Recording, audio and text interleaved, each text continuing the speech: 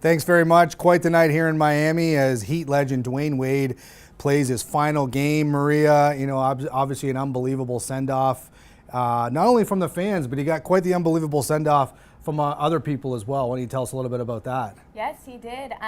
Well, everybody was there for support. His wife was there. And President Obama actually said that he made them proud. So if Obama is saying that, you know that he really did make everyone proud last night. Yeah, you talk about Dwayne Wade, and obviously everyone knows what he's accomplished on the basketball court, a three-time NBA champion, but it goes way beyond this with him, doesn't it? I mean, just talk about the city of Miami where he's played the bulk of his 16-year NBA career, but it goes way beyond the court with him. You really noticed, and I've really noticed the last couple of days, just the effect he's had on the community there.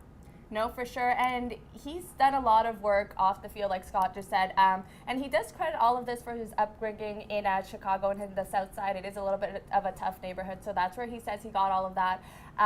But even just this past season, he dedicated his whole season to Joaquin Oliver, who was one of the Parkland shooting victims. So I don't know, that just says, that kind of speaks for itself right there. Yeah, there's no question about that. There's a video actually that I noticed on Twitter last night, quite an emotional one. The Budweiser advertisement. Yes, no right? question about that, where they talk about, they see Dwayne Wade and you see everybody tweeting it out and saying basically like, stop everything you're doing and watching this. And it just really goes to show you that obviously we see these people as athletes and superheroes, so to speak, in some ways, but really they're just like you and I, and you really just saw just what a quality individual he really is in that video specifically. No, and it's just great. I mean, yes, we know these people as athletes, so for him to use his platform to do all of this for his community, I think it's just great, and it just really speaks for itself. No question about that. And obviously Dwayne Wade, 16 years in the NBA, he still is just 37 years of age, so he's got quite the future ahead of him, as you mentioned, with his wife Gabrielle Union. So sky's the limit as far as what Dwayne Wade can do, whether he gets into the entertainment side of things or stays in sports.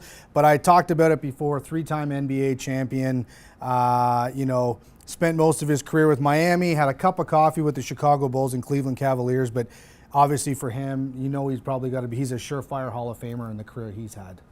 No, yeah, that's right.